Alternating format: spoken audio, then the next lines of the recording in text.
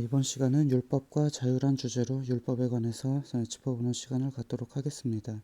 자, 먼저 오늘날에 우리가 동일하게 하나님을 믿고 그리스도를 섬기면서 살아가고 있는데, 그 안에서 우리들에게 전달되는 메시지적이죠. 어떻게 보면 설교들이 율법주의라는 것들 또한 있고, 그 안에서 개혁주의, 또한 그 뒤로 넘어가면 은혜와 자유주의, 기타 등등 여러 가지 주의가 등장을 합니다. 성경이라는 것을 볼 때 우리가 오직 진리라는 것 하나를 초점을 맞추고 가야 되는데, 율법주의자들을 우리가 기독교 기사를 보면 사회적 관점으로 신앙관에 목회하는 사람들을 보수나 진보라는 표현을 많이 쓰더라고요. 기독교의 보수주의나 진보주의라는 것처럼 율법주의를 보수주의처럼, 또한 은혜와 자유주의를 진보주의처럼 표현을 많이 하는데, 신앙에 있어서는 보수나 진보가 등장할 수가 없죠. 신앙에서는 오직 하나님 한 분의 진리대로 가야 되기 때문에 우리가 율법이 무엇인가를 먼저 바로 알아야만 합니다. 율법이라는 것을 우리가 간략하게 짚어보면, 먼저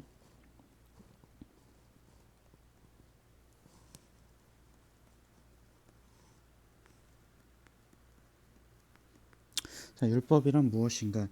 오늘날에 우리가 은혜와 자유주의라는 것을 보면, 율법에 우리가 얽매이는 것이 아니라 그 밖으로 나가서 자유해야 된다. 그러니까 율법 안에서 자유하는 것이 아니라 율법 밖으로 나가야 된다. 그리스도께서 오셨기 때문이다. 이런 표현들을 쓰는데, 사실 율법이라는 것이 없으면 자유주의적, 율법이 없을 때는 자유가 되는 것이 아니라 바로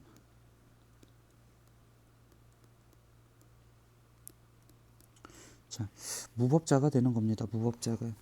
법이 없다라는 것은 자유인이 되는 것이 아니라 말 그대로 무법이 되는 겁니다. 무법, 법이 없는 존재가 됩니다. 이스라엘 백성들이 출애굽하였을 때 그들이 광야에 머무르죠. 광야에 머무르는데, 하나님께서 모세에게 십계명과 율례와 규례와 법도의 돌판을 주기 전까지 이스라엘 백성들은 떠돌이 민족입니다. 그런데 그들에게 법이라는 것이 주어졌을 때에 이스라엘이라는 국가가 형성이 되는 겁니다. 우리나라 또한 우리가 일본이라는 나라 속에서 자유를 얻어서 국가가 형성되는 것이 아니라 헌법이 만들어지고 그 법이라는 틀이 생길 때에 나라가 형성이 되며 그 안에서 우리가 자유를 누릴 수가 있는 겁니다. 쉽게 말하면 표현의 자유 또한 우리가 법이 보장되기 때문에 표현의 자유가 있는 거죠. 그렇기 때문에 우리는 법 안에서 자유를 누리는 것이지, 법 밖으로 나가게 되면 그것은 무법이라는 겁니다. 그렇기 때문에 먼저 은혜와 자유주의자들의 율법이 패한다라는 개념은 율법이라는 것을 먼저 제대로 이해하지 못하기 때문인데, 율법이라는 것을 우리가 크게 보면,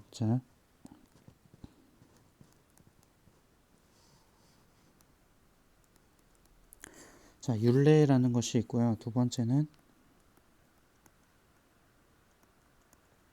규례라는 것이 있고, 셋째로 법도라는 것이 있습니다. 그런데 우리가 이번 시간에는 이 규례에 관해서 살펴보고, 다음 시간에 율례와 법도에 대해서 짚어보도록 하겠습니다. 먼저 규례라는 것은 무엇이냐면, 우리가 일종의 하나의 규칙이죠. 규정입니다. 계속 우리가 지켜야 될 규칙, 즉 절차를 말합니다. 규례를 좀 쉽게 여러분들에게 설명드리기 위해서 먼저 질문을 하나 던지면, 예수님께서 이렇게 말씀하십니다. 전에는 모세의 계명대로라면 너희가 눈에는 눈, 이에는 이로 갚았으나, 이제는 너희가 오른뺨을 맞으면 왼뺨을 내어주라 라고 말씀하십니다. 전에는 너희가 눈에는 눈, 이에는 이였으나 이제는 너희가 오른뺨을 맞으면 왼뺨을 내어주라. 오른뺨을 맞으면 왼뺨을 내어주라 라는 말은 무엇입니까? 여기에서 우리가 무슨 사랑이나 용서라는 정답은 사실 오답입니다. 오른뺨을 맞으면 왼뺨을 내어줘라는 사랑과 용서의 개념이 아니라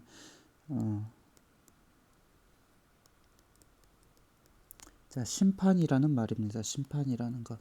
자, 오른뺨을 맞으면 왼뺨을 내어주라고 말씀하셨는데 이것이 왜 우리들에게 심판인가? 그것을 가지고 규례를 좀 설명드리겠습니다. 자, 먼저 우리나라에 한 부부가 있습니다. 부부가 예를 들어 혼인이라고 우리가 혼인이라는 것으로 좀 설명을 드리면, 자, 우리나라에도 부부가 있고 외국에도 부부가 있습니다. 자, 외국에서 부부를 우리가 부부로 인정하지 않습니까? 자, 외국에서 결혼한 사람들도 우리가 그 둘을 부부로 인정을 하죠. 자, 그리고 우리나라 또한 부부라는 것을 인정합니다.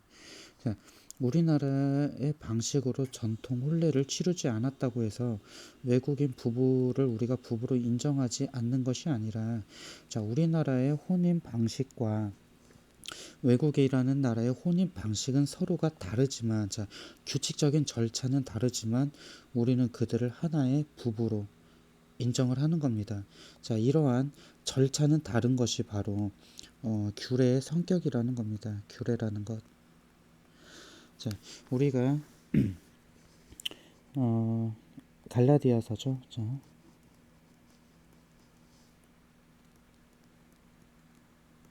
자, 갈라디아서 2장 16절의 내용을 보면, 자, 너희가 율법의 행위로 의롭다함을 얻은 것이 아닌데, 자, 너희는 오직 그리스도를 믿음으로 너희가 의롭다함을 얻었는데 왜 너희가 다시 율법의 행위를 따르냐고 말합니다. 자, 여기에서 율법의 행위라는 것은 우리가 율법을 통으로 보는 것이 아니라 규례를 말하고 있다라는 것을 바로 알아야만 합니다. 규칙적 절차라는 것을. 우리가 먼저 이스라엘의 개념으로 들어가서 볼 때, 처음에 하나님께서 모세에게 계명을 줬을 당시의 구조가 이스라엘이라는 선민들이 있습니다. 그리고 하나님께서 그들에게 율법이라는 것을 준 목적이 울타리를 칩니다. 울타리라는 것을 치면서, 자, 너희의 속에 아무것도 들어오지 못하게, 자, 이방의 문화와 풍습이 너희들의 속으로 들어오지 못하게 너희가 막어라. 자, 섞이지 마라. 다른 민족과 다른 문화와 섞이지 말고 혼합되지 말아라고 하기 때문에 구약의 모세가 받은 율법의 규례의 성격은, 자, 너희끼리 뭉쳐져라 라는 성격을 가지고 있습니다. 자, 그런데 예수님께서 오시면서부터는 규례가 좀 바뀝니다. 어떠한 개념으로 바뀌냐면, 자, 이방인들에게도 복음이 전파되는데, 자, 우리가 이방인인데, 자, 우리는 이스라엘과 다르게, 자, 이스라엘은 국가가 하나님을 인정하고 내 부모가, 내 자녀가, 내 남편이, 내 아내가, 그리고 내 옆집, 앞집, 뒷집 모두가 하나님을 믿습니다. 자, 그런데 신약에서는 나의 나라에서도 인정되지 않으면 국교가 아니기 때문이에요. 그리고 또한 내 부모나 내 자녀가 안 믿고 내 남편이나 아내가 믿지 않고 내 옆집, 앞집, 뒷집 다 안 믿습니다. 자, 그렇기 때문에 나라는 사람이 있을 때 규례적 성격이라는 것이, 자, 내가 믿는 복음이라는 게 밖으로 나가야 되는 성격과, 자, 밖에서 또 나에게 들어올 수 있는 성격, 밖에 사람을 내가 끌어들일 수 있는 이 두 가지 성격을 가져야 되기 때문에 규례라는 것이 바뀌는 겁니다. 자, 그래서 우리가 전에는 하나님의 아들이 되는 방법이 갈라디아서에서 언급되어 있는 것처럼 할례가 자녀라는 이 출생 신고가 됩니다. 자, 전에는 우리가 출생 신고를 하려고 할 때 할례라는 것을 받으면 하나님의 자녀라는 출생 신고가 쳐졌습니다. 자, 너희들끼리 구별되라라는 관점으로 하나님의 자녀로 우리가 출생 신고를 하기 위해서는 할례를 받아야 되는 개념이었는데, 이 규칙적 출생신고의 규칙이 바뀌었다라는 거죠. 자, 전에는 너희가 할례였으나 이제는 그리스도께서 하나님의 자녀이고 하나님의 참 아들이시고, 자, 우리가 예수님을 믿으면 하나님의 자녀가 될 수 있다라는 규칙적 절차가 바뀐 겁니다. 절차가. 자, 율례와 법도라는 것은 다음 시간에 좀 언급을 하겠지만 죄의 성격이 바뀌는 것이 아니라 우리가 또한 하나님 앞에 보게 개념이 바뀌는 것이 아니라 다만 규례만 바뀔 뿐입니다. 규례라는 개념만. 자, 그런데 저 여러분들에게 앞서서, 자, 전에는 오른뺨을 자, 눈에는 눈, 이에는 이로 갚았으나 이제는 너희가 오른뺨을 맞으며 왼뺨을 내어주라라는 것이 왜 심판인가를 설명드리면, 자, 전에는 자, 사람이 나에게 범죄를 합니다. 죄라는 것을 저지를 때죠. 자, 제가 여러분들에게 전에는 구약 시대에 제가 여러분들의 뺨을 한 대 때립니다. 자, 저는 죄인이죠. 그러면 눈에는 눈, 이에는 이로 여러분들이 제 뺨을 한 대 때리시면 됩니다. 돌려주면 되는 거예요. 돌려주면.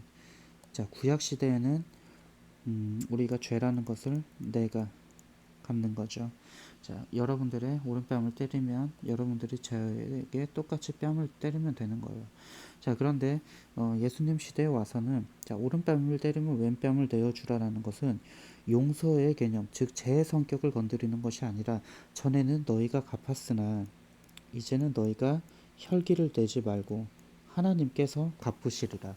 자, 규례라는 것이 왜 바뀌었는가? 앞서 설명드린 것처럼 나라는 한 사람의 믿음이라는 게 밖으로 뻗쳐나가야 되며 그 복음이라는 것으로 내가 끌어들여야 되는 성격으로 바뀌기 때문에 자, 전에는 눈, 눈에는 눈, 이에는 이. 여기에서 이제는 오른뺨을 낮으며 왼뺨을 내어주라. 즉 죄라는 성질이 죄의 성질이 변하는 개념이 아니라 죄를 갚는 방식이 바뀌었다라는 겁니다. 전에는 내가 갚았으나 이제는 하나님이 갚으시겠다라는 거기 때문에 여기에서 둘 다 공통적으로 들어가는 것은 바로 심판이죠. 처벌적 심판이라는 겁니다. 간단하게 예를 들면 우리가 자, 조선시대에 죄인이 있습니다. 조선시대의 죄인을 자, 죄를 지으면 능지처참을 하고 자, 그러한 방식으로 능지처참을 하죠. 자, 그런데 오늘날에는 자, 능지처참 안 합니다. 자, 교도소에 가면 되죠. 자, 그 사람의 죄의 성격, 죄의 성질은 그대로 갑니다. 그런데 처벌이 바뀌었을 뿐입니다. 처벌이라는 것. 처벌이라는 개념. 이것이 바로 규례라는 건데 우리가 처벌의 개념과 복으로 들어가는 두 가지 개념이 바뀌었다라는 겁니다. 자, 한 TV 토론에서 TV 토론인데 자, 인터넷에 보면 많이 있죠. 한 목사님과 이제 교수의 대화인데 자, 동성연애에 관한 이야기를 하면서 자, 너희가 돌로 쳐 죽여라. 자, 너희가 그렇게 너희들의 상상대로라면 동성애자 돌로 쳐 죽이면 될 거 아니냐. 왜 못 쳐 죽이냐. 자, 이것은 좀 율례와 법도에서 좀 신중하게 좀 다뤄볼 문제인데 먼저 자, 돌로 쳐 죽여라. 그래서 돌로 안 쳐 죽일 거면 동성애자를 인정해라. 라는 굉장히 단순한 공격인데 자, 그러면 우리가 살인자 능지처참 합니까? 능지처참 안 하고 교도소로 보내죠. 그런다고 해서 자, 능지처참 안 시킬 거면 용서해라. 아니지 않습니까? 자, 죄의 처벌적 방법이라는 것이 바뀌었기 때문에 자, 하나님 앞에서 죄의 습성이라는 것과 우리는 복의 개념이라는 것, 복의 개념이라는 것을 바로 알을 때, 자, 전에는 우리가 죄에서 처벌적인 개념이라는 규례가 처벌적 규례와 우리가 복의 개념, 자, 하나님 앞에서 우리가 자유를 누릴 수 있는 이 개념이 새로운 매개체가 새로운 형식이 우리들에게 온 것이 아니라 율례와 법도는 그대로 있지만 이 안에서 다만 규례만 변화됐을 뿐이다 라는 것을 이해할 때 우리가 갈라디아서 2장 16절의 내용 속에서 그리스도를 믿음으로 말미암아 자, 너희가 의롭다함을 얻었는데 왜 다시 너희가 율법의 행위를 따르느냐. 그 문제 속에서 우리가 자, 그래, 율법의 행위를 버려야 돼. 자유로 가야 돼. 자유라는 복의 개념에 매개체가 새로 왔어 라는 혼돈에 빠지는 것이 아니라 자, 이 속에서 말하고 있는 것은 규례구나 라는 것을 바로 알아야만 합니다. 자, 우리가 또 한 구절을 좀 찾아보면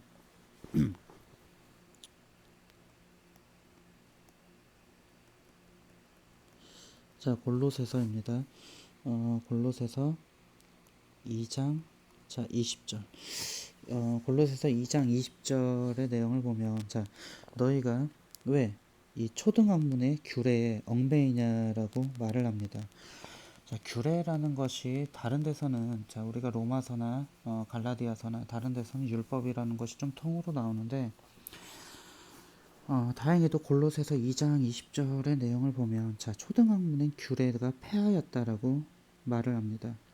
자, 여기서 말하는 폐하여진 규례는 구약적 규례이고 신약적 규례는 아닙니다. 자, 신약적 규례는 재해석이 되죠. 자, 규례라는 것은 반드시 재해석이 되는 부분인데 골로새서에서 다행히도 사도 바울은 자, 규례라는 것, 자, 구약의 규례가 폐하여졌다라고 언급을 하고 있습니다. 자, 우리가 앞서서 말씀드린 것처럼 자, 우리가 바뀌는 규례적 개념 속에서는 죄라는 개념과 복이라는 것의 규례적 개념은 변화되나 우리가 하나님 앞에 율례와 법도는 그대로 보존되어 있다라는 것을 알고 있습니다. 다음 시간에 좀 할 내용이지만 앞서서 우리가 규례라는 걸 좀 더 이해하려면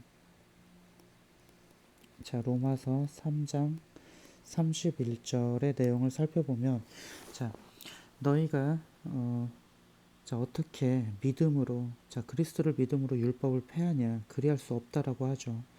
자, 믿음으로 율법을 폐할 수 없다. 도리어 율법의 행위를 굳게 세워라 라는 것처럼 로마서 3장 31절 때문에 자,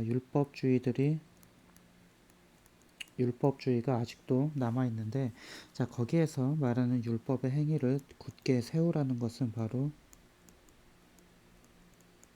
율례와 법도입니다. 이거는 좀 다음 시간에 율례와 법도에 대해서 좀 짚어볼 것인데 자, 그렇기 때문에 우리가 로마서에서 언급하고자 하는 것은 율례와 법도이며 율법의 행위를 굳게 세워야만 하는 율례와 법도는 절대 변하지 않는다. 이것은 절대 변할 수 없는 존재이지만 우리가 규례라는 것은 반드시 재해석된다라는 개념으로 이해하셔야만 합니다. 그래서 끝으로 내용을 다시 한번 정리하면 자, 규례라는 것이 왜 재해석되는가? 자, 이스라엘이라는 나라 속에서는 울타리적 자, 우리가 이스라엘이라는 국가가 울타리적 개념이었다라면 이제는 우리는 울타리적 개념이 아니라 뻗쳐나가야 하는 개념을 가지고 있기 때문에 규례는 재해석된다. 그렇기 때문에 규칙적 절차라는 규례 속에서 자, 규칙적인 절차라는 규례 속에서 우리가 얽매이는 것이 아니라 전에는 우리가 할례의 증표로서 할례라는 것을 증표로 받을 때 하나님의 자녀로 우리가 출생신고가 되는 거였다면 이제는 그리스도를 믿음으로 그래서 할례적 개념에서 우리가 믿음의 개념으로 자녀가 되는 절차가 바뀌었다. 자, 절차가 바뀌었다라는 것을 좀 바로 이해하셔야만 합니다. 그래서 이 속에서 우리가 전에는 자, 우리가 이거는 복의 개념이죠. 자, 복의 개념이라는 것으로 보면서 하나님의 자녀되는 형식이 바뀌었다라는 것을 바로 이해해야 되고 우리가 자, 전에는 눈에는 눈, 이에는 이였으나 이제는 너희가 오른뺨을 맞으면 왼뺨을 내어줘라가 죄적인 규례 부분인데 여기에서 우리가 사랑이나 용서가 언급되는 것이 아니라 자, 죄의 처벌적 성격이 바뀌었다라는 것을 바로 이해하셔야만 합니다. 자, 그래서 자, 우리가 조선시대에 죄인이 지었던 죄도 오늘날에 또 동일하게 지어도 그것 또한 죄다. 그러나 그 시대와 오늘날 시대의 처벌의 형식이 바뀌었다. 바로 이것이 규례라는 겁니다. 자, 규례라는 것을 간단하게 여기까지 좀 짚어보고 다음 시간에 율례와 법도라는 것을 한번 더 살핀 다음에 율법에 대해서 다시 한번 좀 더 쉽게 정리하는 시간을 좀 갖도록 하겠습니다.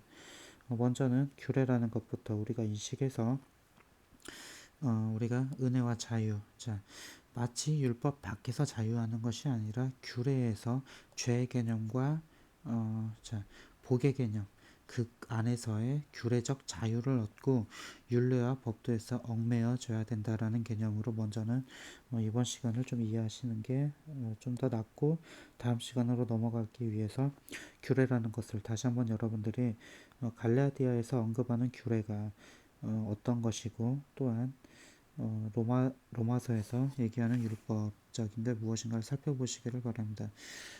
좀 더 이해를 돕기 편한 성경 말씀이라면, 자 그렇다면 우리가 성경을 왜 율례와 규례와 법도로 나눠야 되는가, 뭐 이런 질문을 받을 수도 있는데요. 우리가 자 시편입니다. 시편 119편의 내용을 보면 다윗의 시인데 다윗이 이 안에서 하나님의 율례와 규례와 법도를 나눠서 어떻게 찬양하는가라는 것을 바로 이해할 때, 우리가 다윗과 같이 율법이라는 것을 율법 통으로 보지 않고 크게 율례와 규례와 법도 이 세 가지로 볼 때 우리들에게 전달되는 메시지인가를 좀 더 쉽게 알 수가 있을 겁니다. 이것으로 이번 시간을 마치도록 하겠습니다.